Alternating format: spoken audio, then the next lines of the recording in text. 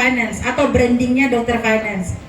Seperti teman-teman atau bapak-bapak di sini kan pernah ada Gojek. Gojek itu kan PT-nya kalau nggak salah PT Karya Anak Bangsa ya.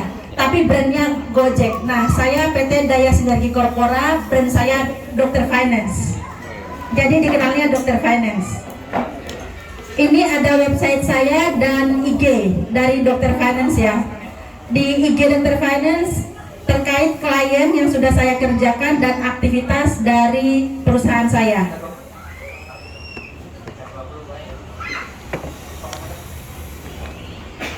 Sedikit karena Dr. Finance ini mungkin bapak-bapak bertanya, Dr. Finance ini orang yang bekerja di perusahaan atau orang pajak gitu ya. Siapa tahu berkata gitu.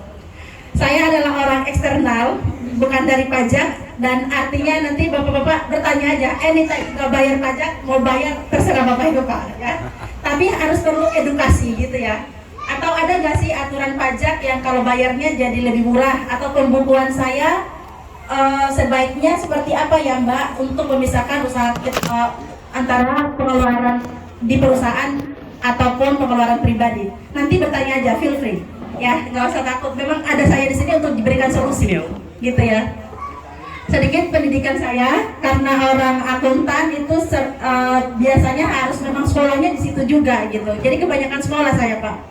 Saya certified public akuntan. Jadi kalau pernah dengar auditor independen yang sering suatu perusahaan bermasalah dan ada orang penengah auditor mengecek laporan identifikasi, itu kerjaan saya.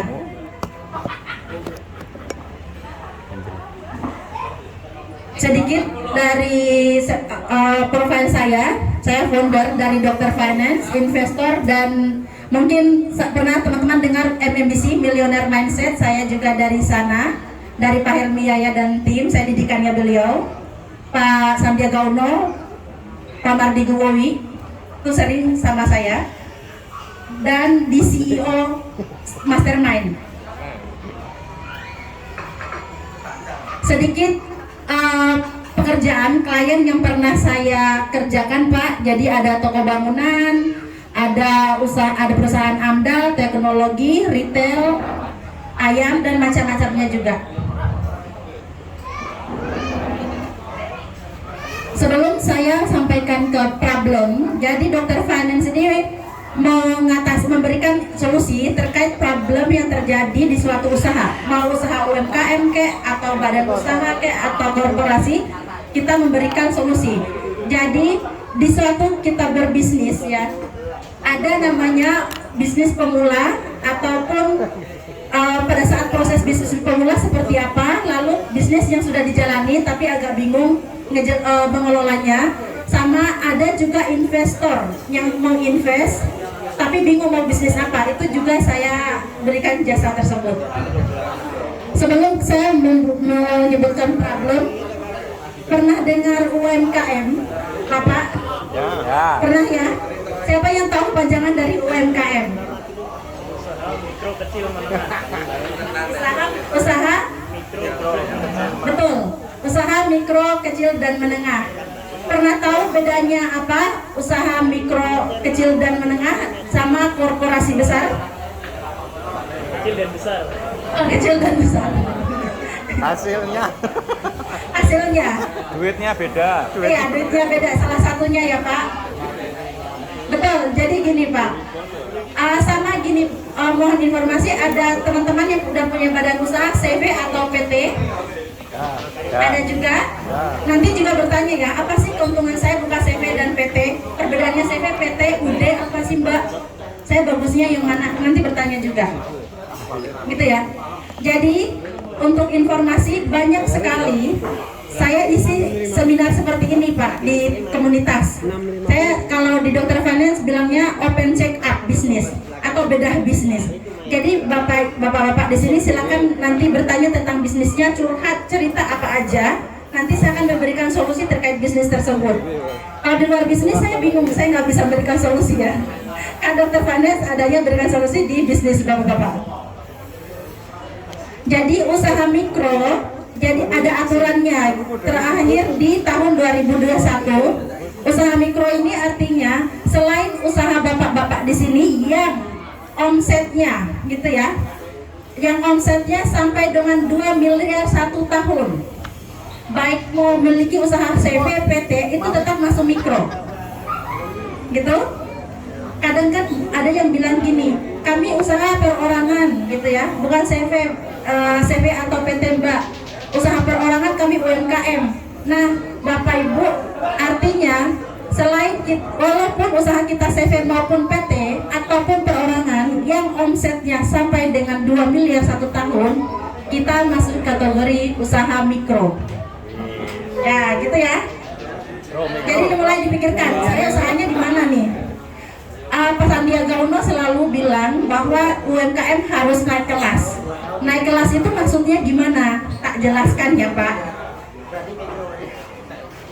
Poin kedua tadi usaha mikro. Ini kita bicara omset. Kalau aset ya itu variatif ya, karena ketika orang punya rumah ataupun tanah itu kan harganya fluktuatif. Tapi saya lebih fokus ke omset karena di mana-mana bisnis lebih melihat ke omset. Usaha mikro lalu usaha kecil. Berarti naik kelas ke usaha kecil. Kalau usaha kecil ini adalah jika bapak-bapak di sini omsetnya 1 tahun mau perorangan, CV, PT, apapun itu sampai dengan 15 miliar. 1 tahun 2 miliar ke atas sampai 15 miliar. Itu kecil. Ada usaha kecil kategorinya. Kecilnya semua. Ada di sini yang mau ngaku omsetnya. Ada. Gimana Pak? Kalau Pak jujur aja di sini aman sama daya, aman. Banyak. Bang Yati. Gitu ya. Kenapa dibilangnya? Lalu kita bahas usaha mikro kecil tadi ya. Udah ya. Menengah.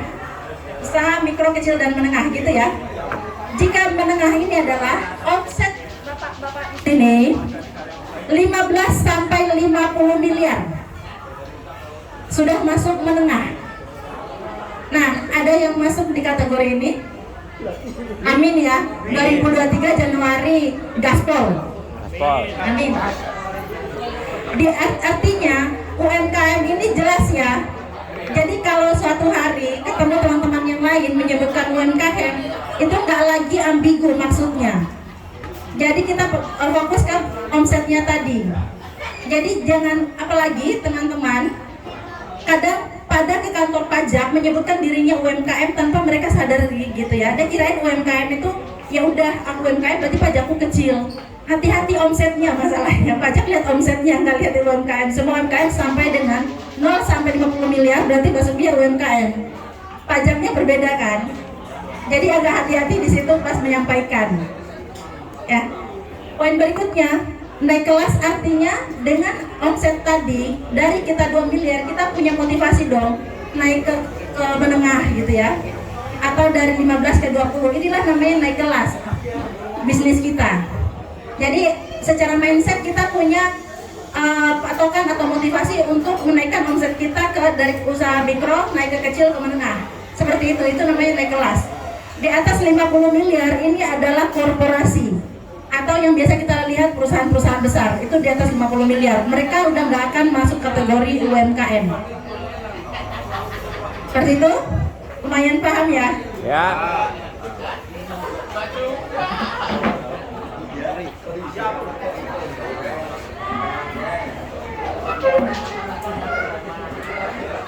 Di sini saya jelaskan bahwa problem.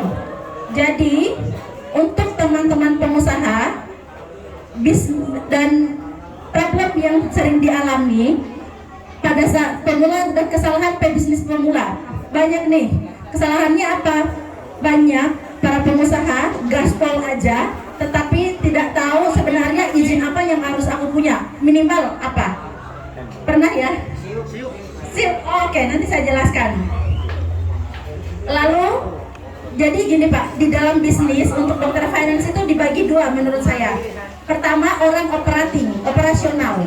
Orang operasional ini adalah business owner, yang mana dia tahu menjalankan bisnisnya, passionnya di situ, tahu mendatangkan uang, tahu menjual. Giliran uangnya masuk, bingung, tiba-tiba uangnya hilang katanya, atau nggak tahu mengelola uang tersebut, gitu ya.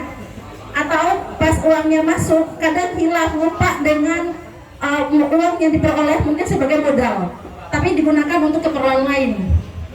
Dokter finance berada di manajemen tadi, tata kelola perusahaan.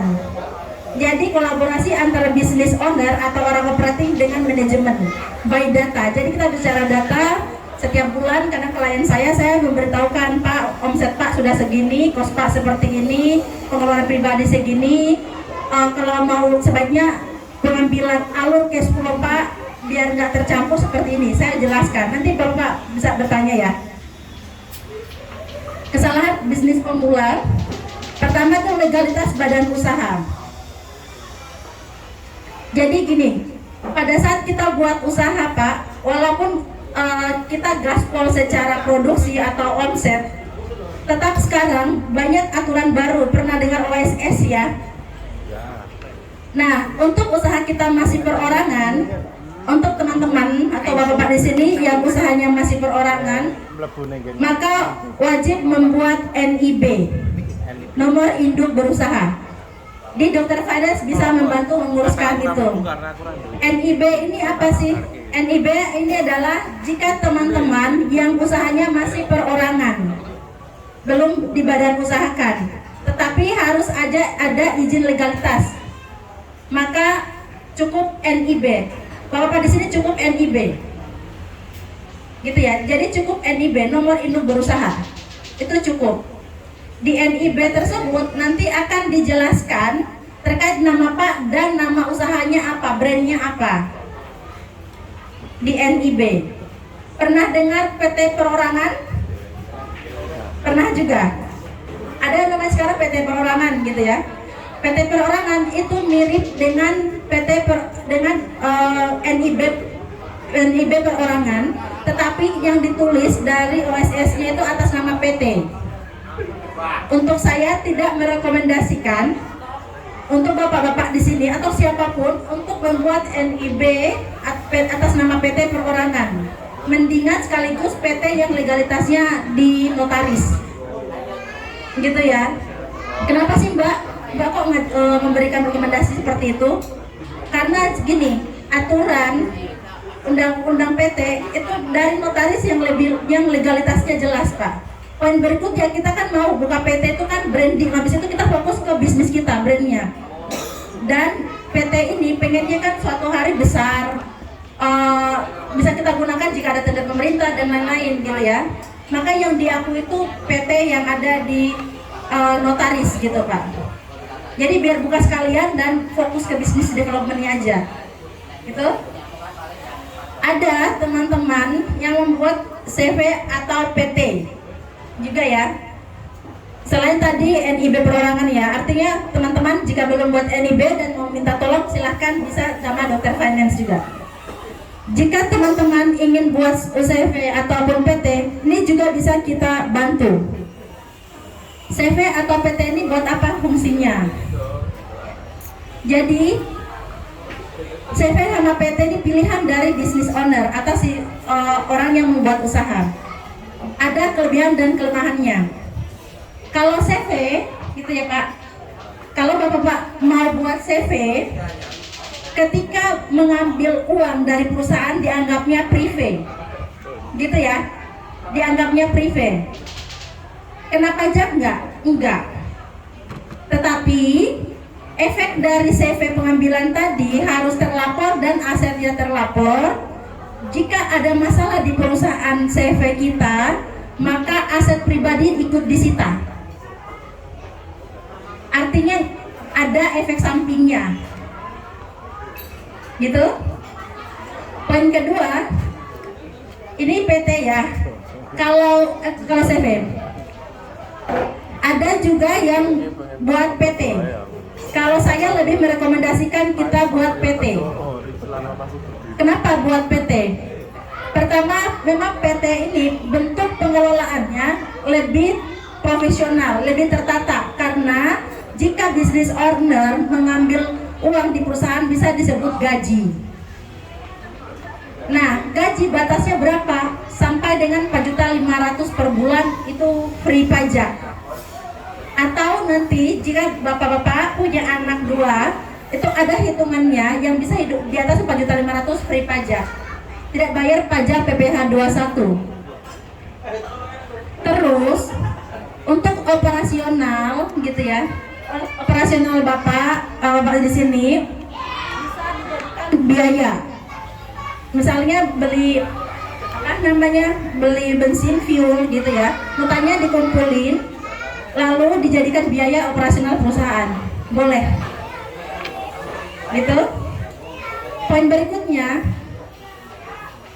untuk usaha, saya kemarin juga sempat isi di Millionaire Mindset gitu ya, terkait PT dan berapa pada buat PT. Karena gini, jika badan usaha kita PT ini ada brand ataupun kesadaran kita atau semangat kita untuk memajukan perusahaan gitu Pak. Kalau kita buat PT, karena dengan adanya legalitas PT kita jadi lebih berani. Pada saat kita lahirkan PT kan kita mikirin tuh minimal kan 2 orang, ada 1 komisaris, 1 direksi gitu ya. Terus jenis usahanya kita buat, kita rapiin.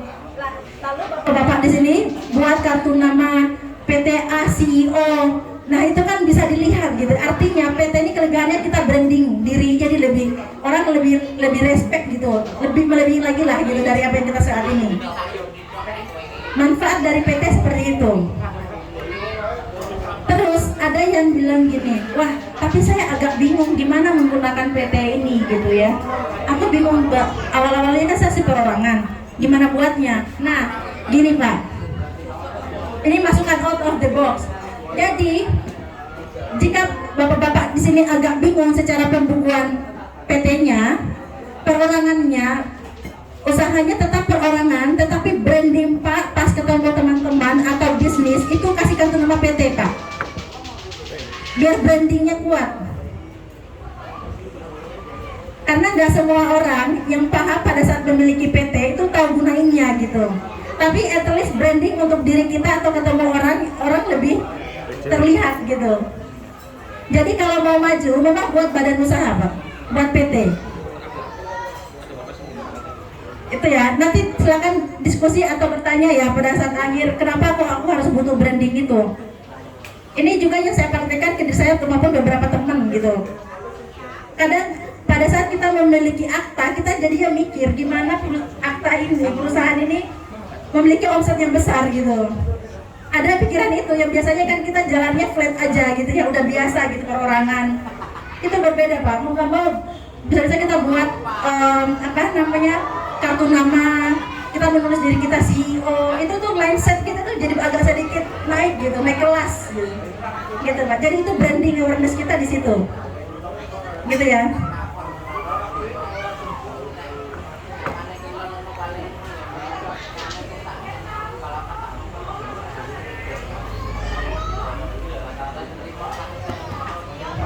Ini dari legalitas tadi ya. Legalitas artinya ada di OSS itu ada NIB, CV atau PT. Lalu sekarang sudah tidak ada TDP gitu ya. Semua sudah ada di OSS. Sama SPPL semua sudah di OSS. Apalagi usaha kita masih dikategorikan mikro atau UMKM yang tadi. Yang penting jangan menengah yang 15 M-an. Itu masih peraturannya masih sangat ringan gitu. Poin berikutnya, Dokter Finance ini kita fokus juga atau kita memberikan advice dan solusi pengerjaan yang usahanya sudah ongoing. Ongoing ini artinya teman-teman yang usahanya sudah berjalan seperti Bapak di sini. Bisnis yang beberapa klien yang saya sering temuin, pertamanya adalah hanya fokus ke omset, lupa manajemen finansial. Bapak-bapak di sini ada yang mengalami seperti ini, tiba-tiba jatuh aja, atau ada mungkin temannya gitu ya, yang omsetnya kelihatan besar, tiba-tiba cooling down. Dan biasanya orang yang bisnisnya cooling down bukan karena dia nggak tahu memperoleh omsetnya, tetapi dia nggak tahu mengelola uangnya atau manajemen di bisnisnya. Kebanyakan seperti itu. Pada saat bisnisnya jatuh, akhirnya dia secara motivasi pun jadi down gitu. Tapi sebenarnya awalnya bukan karena dia nggak mampu menjual, tetapi uang yang dia peroleh dia tidak mampu mengelola, atau masih campurkan keuangan pribadi dan usaha. Caranya gimana? Nanti bapak-bapak bertanya ya. Laporan keuangan campur. Laporan keuangan gini. Poin berikutnya saya informasikan, jika bapak-bapak usahanya masih usaha atas nama perorangan, maka di pajak itu dikasih 2 option. Ini orang yang berusaha ya, yang semua di sini masuk kategori ini. Jika nggak punya CV atau PT, kalau punya CV, maka setoran pajak omsetnya pajaknya 0,5% dari omset selama omsetnya 4 sampai dengan 4,8 1 tahun, gitu ya. Dikasih waktu 3 tahun. Diulangi, Mbak. Untuk usaha CV, kan laporan pajak itu tahunan ya, SPT tahunan. Tapi laporan omset setiap bulan jika ada omset. Kalau nggak ada nggak usah bayar, nggak apa-apa. Untuk CV wajib menyusun laporan keuangan. Itu dulu.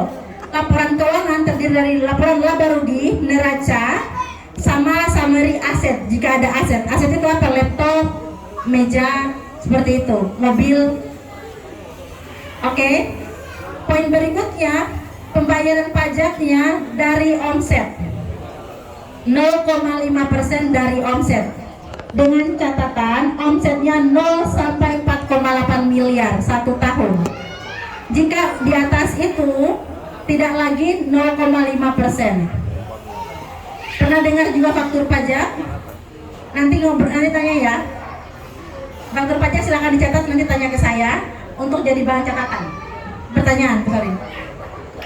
Jadi dikasih waktu 4 tahun gitu ya.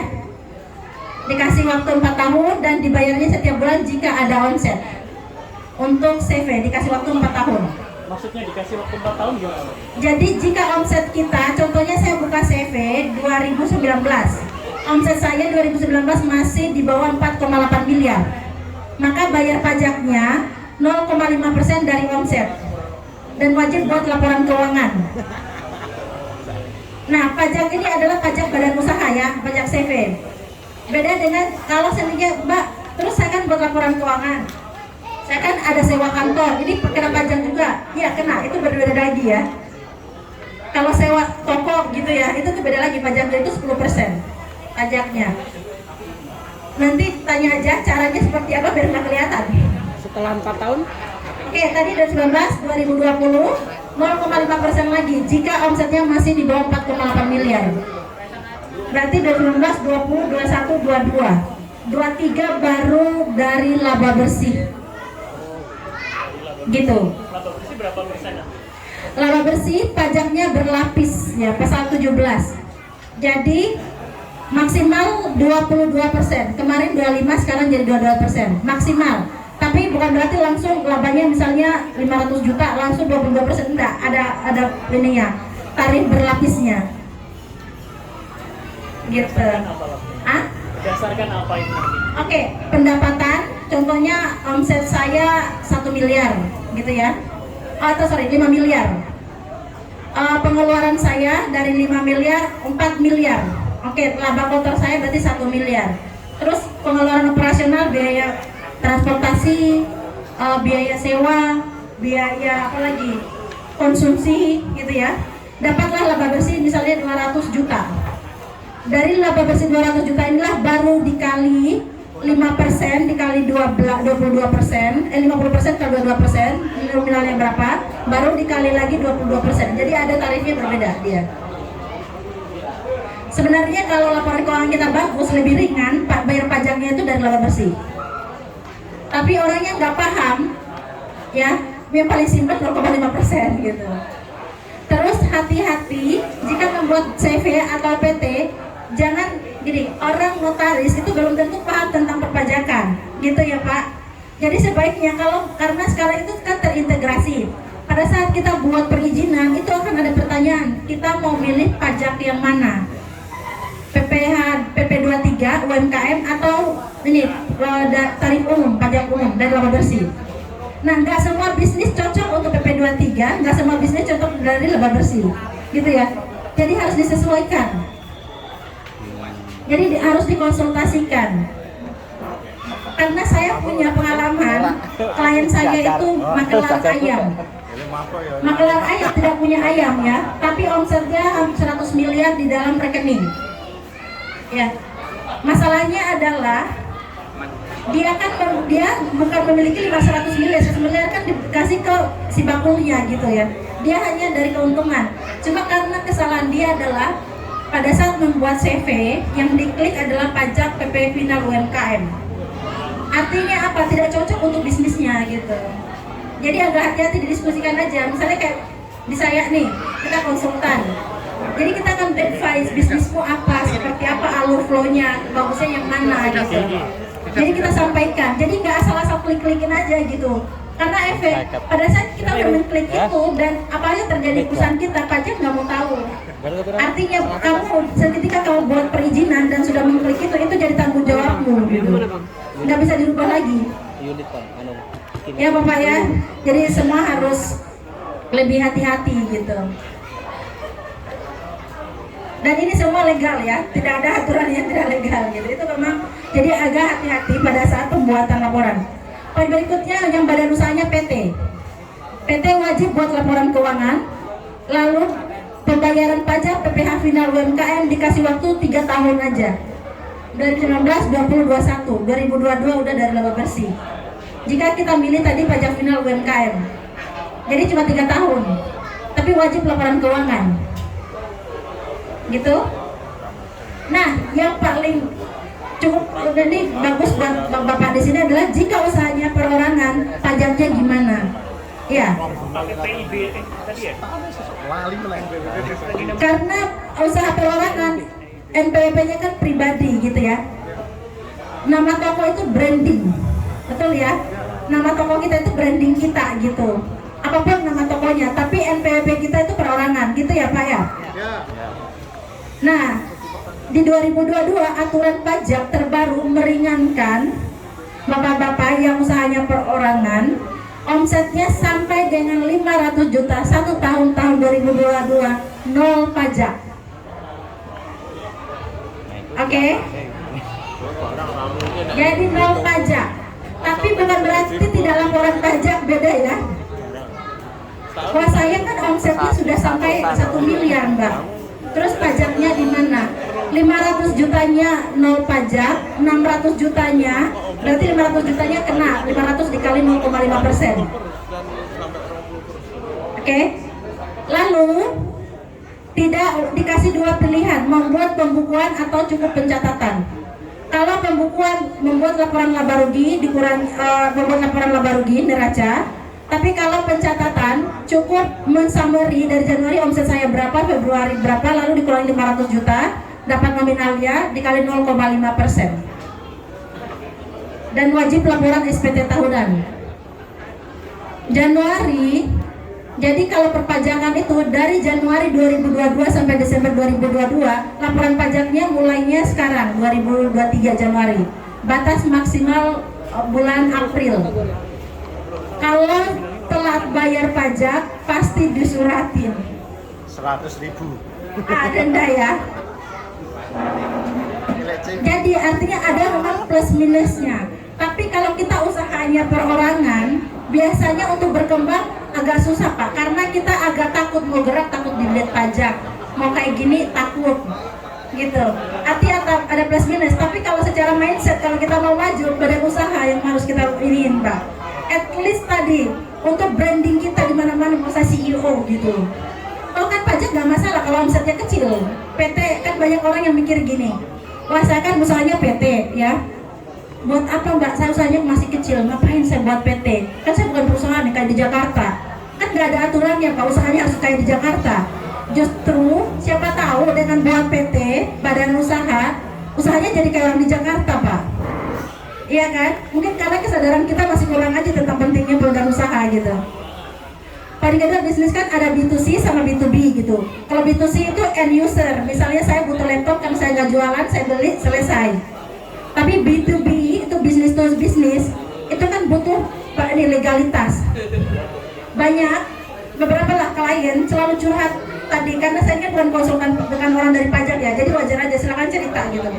Dia takut karena kalau saya ada PT gitu ya, nanti orang pajak ngejar saya gitu. Udah takut duluan, padahal belum tentu juga pajak ngejar kamu gitu loh.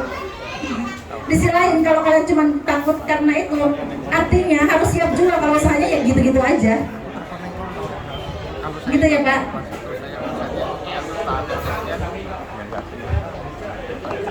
Cuma kalau misalnya kayak transfer, transaksi tuh. Jadi lalu pembuatan laba rugi, neraca, hitung aset, ini bisa kami bantu dari Dokter Finance, bisa dibantu. Biayanya murah Pak, kalau untuk dari Dokter Finance aman aja. Siap. Gitu ya. Tadi nanti di keep ya, cara membedakan pembukuan pribadi sama usaha seperti apa nanti di keep ya Pak ya. Jadikan pertanyaan biar nggak ngantuk. Lalu investasi. Setelah bisnis profit, bingung mau menginvestasikan hasil usaha di mana? Nah, saya menampung teman-teman gitu ya. Teman-teman yang ingin punya usaha, tapi dia nggak tahu mengelola usahanya, gitu ya. Tapi ingin punya usaha. Saya sering buka bisnis, kita pitch deck di investor gitu, dan investor kan ngasih dana, dan kita yang ngejalanin. Salah satu banyak teman-teman saya dulu kerja di oil and gas di Jakarta. Nah mereka ini adalah teman-teman yang kerja di korporasi, punya uang, pengen terlihat punya usaha tapi bingung. Salah satu ada bisnis yang saya buka di dekat Abiagiri, itu adalah modelnya investor. Jadi kita open lot, satu lot 5 juta. Jadi siapapun bisa menginvestasikan uang cukup 5 juta dapat satu lot saham. Pernah dengar kan ada bisnis kayak gitu ya? Zaman sekarang kolaborasi. Itu yang saya juga lakuin. Saya juga ada resto namanya Kanca di Jalan Kabupaten. Itu investor punya uang, bingung mau usaha sama kelolanya gimana dan nggak punya waktu. Jadi uangnya ini kita lihat, kita bisnis analyze kira-kira cocoknya untuk apa nih bisnisnya. Lalu target omsetnya berapa, seperti itu kita buatkan semuanya. Plannya, strateginya semua kita buatkan. Lalu investor masukkan dana. Lalu kita bagi hasil, seperti itu. Nah sekarang banyak teman-teman di tambang batu bara, mereka bahkan ngasih 100 juta, tolong diolah seperti apa, seperti itu Pak. Dan setiap bulan kita ada reportnya gitu, jadi dilihat. Dan sekalian yang punya satu lot saham aja itu wajib mengiklankan usahanya sendiri gitu. Jadi biar apa, kalau banyak yang datang ke situ makan, otomatis kan keuntungan juga kembali ke kita semua gitu, ke investornya.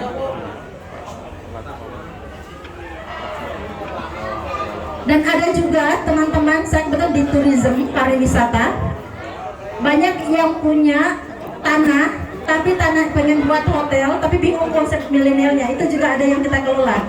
Ntar lagi akan opening.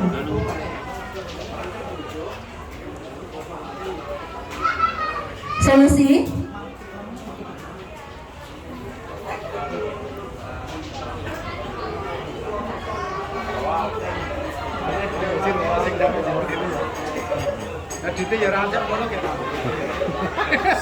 Scale up Mas. Jadi solusinya tadi, jasa pembuat legalitas, kita bisa audit, jasa tata kelola perusahaan, ini ngurusin semua administrasi, HRD, inventory persediaan, lalu ada marketing, ya kita uruskan semua pembukuan, perpajakan, namanya tata kelola perusahaan di perusahaan saya, digital marketing, tata kelola annual report untuk perusahaan AIPO, seperti apa, kalau penasaran AIPO seperti apa bisa nanya.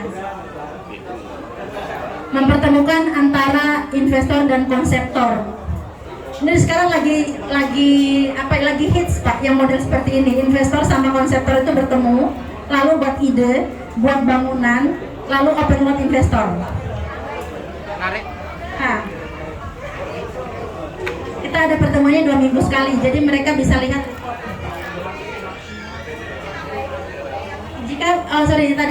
Nah, jika bapak-bapak di sini punya usaha dan ingin bertanya gimana Mbak kalau tadi aku buka usaha terus cara pembuat open investor seperti apa, atau cara hitung saham. Pernah ya teman, kita mau buat 3 orang teman nih, dia ada mau modal 500 juta, satu orang dia 100 juta, ada yang 200 misalnya, ada yang 300. Gimana ngetahuin presentasi sahamnya? Banyak, kadang ada yang seperti ini nggak tahu gitu. Jadi biar dia dapat saham yang adil gitu, yang fair, seperti apa perhitungannya, nanti tanya aja ke saya, nggak apa-apa, kita ajarin.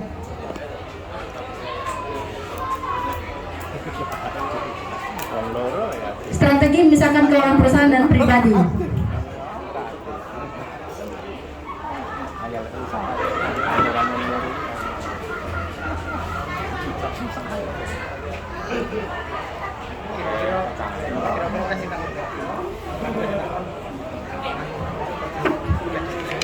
Strategi misalkan keuangan pribadi. Usaha perorangan sama badan usaha ya. Sini buat minimal 2 rekening, 1 rekening. Oke, ini nanti saya jelaskan pada saat bertanya ya Pak ya. Strategi menghadapi surat cinta dari pajak. Mbak Dewi di sini ada yang pernah dapat surat cinta? Oh sering. Surat cintanya bunyinya gimana Pak? Suruh datang ke kantor. Ke kantor menemui. Iya. Suruh datang ke kantor untuk ngapain dulu nih? Ketemuan. Ketemuan AR pajak. Selain Pak siapa? Aris. Pak Panto. Iya. Ada lagi Pak yang dapat surat? Pernah? Gimana Pak dapatnya? Cita? Mas Ozi. Udah berat ya.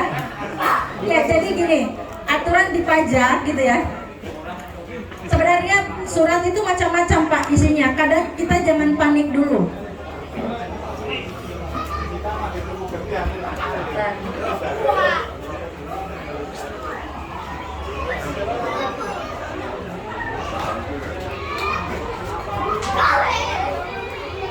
Oke, strategi menghadapi surat cinta dari pajak. Pertama, tenang dan teliti membaca surat. Itu dulu.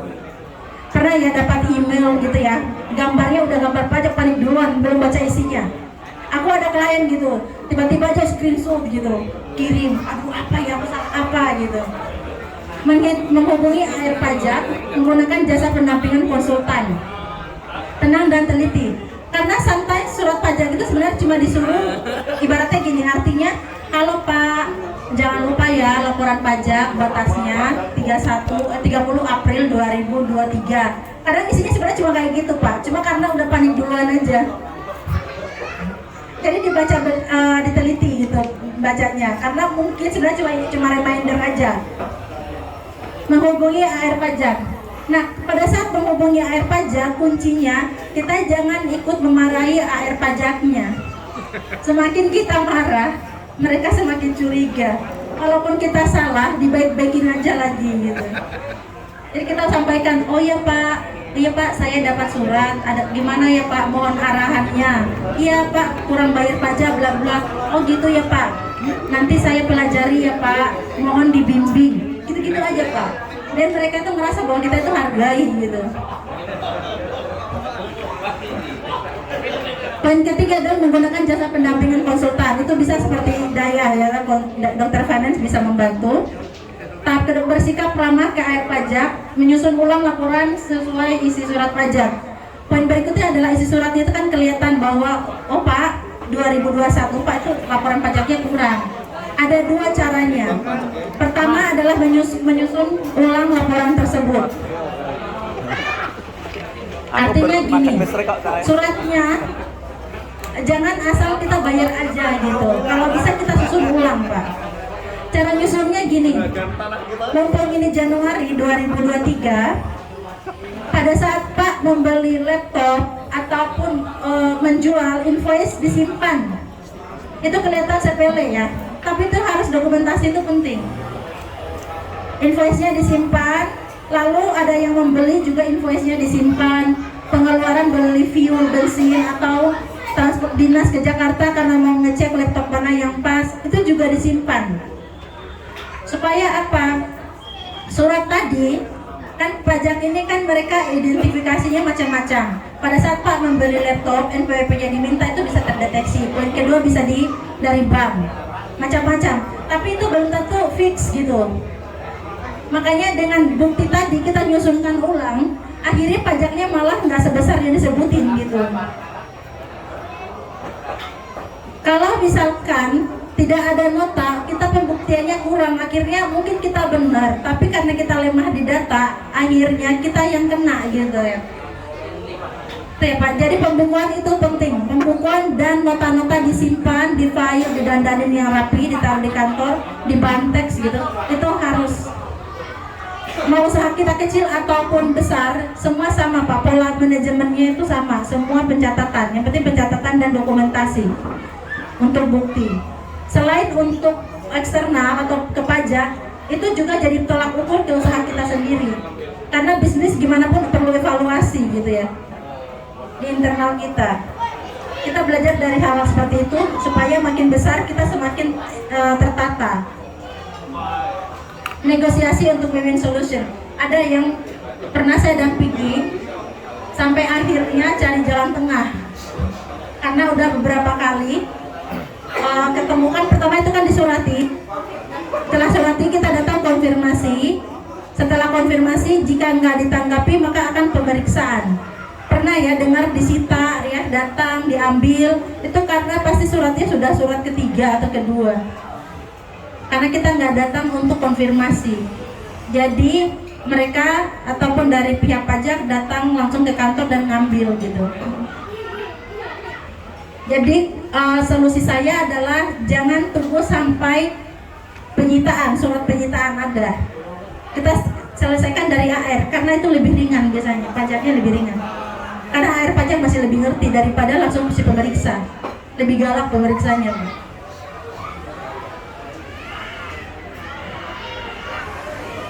Seperti ini ya, contoh surat pajak yang pernah ditemuin.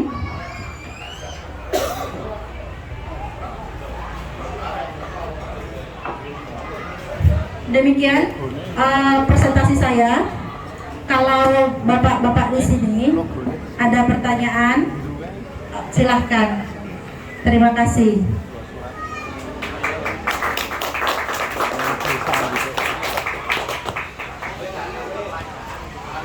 Cek. Terima kasih kepada Ibu Nurhidayah. Sekali lagi pos meriah pada budaya. Sungguh luar biasa. Kita Bu. Silakan rekan-rekan yang mau bertanya. Pernah disuratin balionya kebesaran, ke jalan, atau kita manipulasi saja notanya biar pajaknya dikit. Siapa tahu nanti PT Mobilindo Production tambah offset yang 50M nanti jadi PT, atau Taurus Kompotindo jadi CV-nya ganti apa, terlupa membeli Gigacom, siapa tahu lupa di posisi. Silahkan Pak, nanti ditanyakan biar Anda mengurus NPWP-nya belum dilunasi kemarin katanya. Mari cek perlu nggak NPWP atau hanya pengajuan kur saja Bu? Kalau saya sampai umur-umur punya NPWP gara-gara kur Bu. Wah jahat itu. Ya silakan rekan-rekan. Mari Mas, perkenalkan. Ya, Assalamualaikum warahmatullahi wabarakatuh. Waalaikumsalam. Rekan saya Faza dari Nolok Haken. Boleh, ini saya benar-benar soal pajak ya Mbak. Jadi saya memang benar-benar penasaran. Tadi saya tertarik soal pembahasan NIB ya. Soalnya mungkin soal CV dan PT mungkin saya masih belum terlalu tertarik. Nah kalau NIB itu nanti NPWP-nya juga pakai NIK kita atau gimana? Oke, sekarang 2023 mulai ada NIK-nya pakai ini ya, pakai KTP ya. Sekarang udah itu ya. Jadi ya NPWP udah NPWP zaman sekarang, KTP kita udah jadi NPWP ya. Tapi apakah udah semua? Belum tentu. Bisa kita cek dulu dari data. Nanti bisa cek ke saya, nanti bisa saya cekkan dari kantor besok. Jadi nggak semua, tapi rata-rata udah kena. Maksudnya udah kena dalam artian sudah masuk gitu. KTP kita udah jadi NIK. Jika KTP kita udah jadi NPWP, ya, maka di NIB benar udah pakai KTP, nomor KTP. Jika belum, kita punya NPWP dan saat ini kan belum dihapus tuh NPWP-nya, artinya masih bisa gunakan NPWP. Jadi kalau dari tadi Dokter Finance itu nanti bisa bantu buat NIB-nya ya? Bisa. Kalau soal ini kan tadi untuk perorangan 0 sampai 500 juta itu kan 0% pajak. Betul. Sedangkan di atasnya nanti dikurangi 500 juta dikalikan 0,5. Setuju. Misalkan tadi ada disebutkan kalau penghasilannya di atas 4,8 itu harus sudah beda lagi kan. Tapi kalau perorangan gimana, Mbak? Sama. Perorangan batasnya 4,8 miliar juga 1 tahun. Gitu. Nah, untuk tahun pertama terhitungnya yang 500 juta gratis atau free ini di 2022 nih. Contohnya, Mbak, tahun 2022 omset saya 500 juta sampai di 500 juta 1 tahun. Berarti saya nggak bayar pajak tetapi wajib laporan pajak. Tahun depan Januari masih dapat omset mesti sampai 500 juta juga. Itu masih 0,5% free. Terkecuali ternyata tadi 500 juta ini 1 tahun ya. Contohnya Jan 2022 ya. Contoh 2022 kalau omsetnya 600 juta. Berarti 100 juta aja 0 kali 0,5%. Tahun depan bukan lagi 500 juta ya, tapi sudah berapapun omsetnya udah kali 0,5% karena sudah melewati di atas 500 juta. Oh, berarti kalau udah lewati 500 juta langsung Tahun depan udah nggak ada gratis. Berarti langsung dikalikan 0,5% dari seluruh omset gitu ya? Betul. Oh, oke. Kita pakai yang 4 tahun tadi, enggak? Ya, kalau 4 tahun ini kan 0,5% selama 4 tahun. Kalau oke, 4 tahun untuk CV. Kalau perorangannya dikasih waktu 7 tahun ya. 7 tahun. Dikasih waktu 7 tahun. Yang omsetnya sampai dengan 4,8 miliar. Itu masih 0,5% pajaknya. Kalau untuk yang 500 jutanya hanya pada tahun awal 2022, hanya di 2022 aja. Tahun pertama berarti? Ya, tahun pertama itu aturannya mulai 2022 aja. Jadi kalau 2022 ini misalnya omsetnya sudah 600 juta atau 700, yang free-nya 500 juta aja. Yang dikenain pajak 200 juta, tetapi harus tetap terlapor. Ada format pajaknya, berbeda dengan pada umumnya gitu.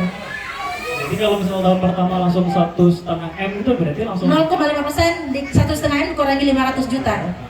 Baru dikali 0,5%. Lalu tahun kedua misal 1 M juga, nanti 1 M langsung kalikan. Iya, setuju. Jadi udah nggak ada lagi tuh yang gratis 500 juta tahun depan. Oke. Nah, kalau misal ini loh, saya mungkin masih merasa keberatan jika misal omset misal 4 M dan harus dikalikan 0,5% itu misal masih terasa berat, itu masih bisa diakali nggak sih secara legalnya, Mbak? Oke, kalau secara legal tidak ada 0,5% tetap dari omset, tapi cara yang paling tepat dari laba bersih. Laba bersih itu pendapatan dikurangi biaya, gitu. Berarti pembukuannya dirubah. Nah, cuma kalau dari laba bersih, yang penting pengeluarannya itu dilihat mana yang kena pajak sama yang enggak. Karena sometimes yang nggak paham tentang pelaporan pajak, dia asal nulis aja tuh pengeluarannya, yang mana dia hemat dari omset, terasa hemat, ternyata pengeluaran biaya yang lain malah kena pajak. Misalnya sewa tempat, itu kan kena tuh 10% pajaknya. Dia harus diperhatikan. Tapi kalau paling aman tadi 0,5%, cuma 0,5% ini tidak ada cara yang paling mudah. Kecuali tidak laporan aja sebagian, silakan kalau nggak laporan. Tapi bisa dibantu nggak, Mbak? Suatu saat misal buat mengakali laporannya itu bisa. Tadi pakai 2 poin aja. Berarti kita akalinya dari pendapatan dikurangi biaya. Seperti itu. Terus kita lihat pengeluarannya yang mana gitu. Ini besarin biayanya gitu ya? Iya benar. Asalkan masuk akal. Karena sometimes sebenarnya bisa jadi sebenarnya pajak kalian dan realnya itu kecil, cuma karena nggak paham aja gitu polanya. Kadang kan kita nggak tahu mana yang benar masuk pengeluaran kita, mana yang masuk pengeluaran pribadi, itu kadang-kadang kita nggak tahu bedain. Karena kita sebagai business owner, kita juga yang mengkonsumsi dari situ juga gitu. Ini banyak sih klien aku melakukan ini, ternyata malah hitungan dia pajaknya besar, ternyata setelah aku lihat hitungannya malah pajaknya kecil. Oh ternyata edukasi tentang pajak ini nggak paham nih mereka. Kayak gitu ya. Kalau kan nanti tanyain aja, jadi bisa kita lihat, oh ya yang ini. Sama jadi pemahaman itu harus by detail. Kalau semakin detail itu semakin kita ngerti. Oh bisnisnya modelnya kayak gini, alurnya pengeluarannya gini. Oh ini cocok nih, pajaknya bisa dapat kecil karena alasannya ini gitu Pak. Bisa kita lihat. Tambahan lagi Mbak. Nah misal tadi kita mengakali ya, misal dari omsetnya ada yang tidak dimasukin dalam pembukuan. Nah pajak itu bisa tahu nggak sih Mbak kalau kita mengakali gitu? Mungkin pada saat laporan tidak tahu ya. Cek. Ini habis mas. Cek. Oh ya bisa. Ya, kalau pada saat laporan tidak terlihat Pak. Tapi gitu ya. Tapi bisa jadi akan dapat surat pajak. Jadi surat pajak itu belum tentu semua orang dapat surat, belum tentu. Hanya orang-orang yang beruntung aja dapat. Hanya orang yang beruntung. Ya. Jika misalnya Pak nih omsetnya dikurangi misalkan dan lapor, mungkin nggak akan kelihatan. Tapi jika nama Pak random gitu ya, mereka lihat dan dicek dan kurang, dia Itu dimatiin dulu, itu dimatiin sana hidup. Ya. Oke, teh. Nah. Jadi nanti jika kurang pajak maka akan disurati dan akan disampaikan bahwa ini kurang pajak gitu. Ini ada salah satu klien saya. Elektronik juga, tapi dia lebih ke rumah tangga. Dia laporan tahun 2019. Laporan pajak. Bisa kedengaran ya? Baterai apa? Baterai kali. Laporan pajak tahun 2019 saya sengaja nggak laporkan semuanya gitu kan. Terus kemarin itu telepon saya, dia bilang dia jelaskan ke orang pajak, mungkin dia tahu pengalaman pajak kan nanya apa, dia jawabnya apa gitu. Akhirnya pajak oleh orang ternyata bapak itu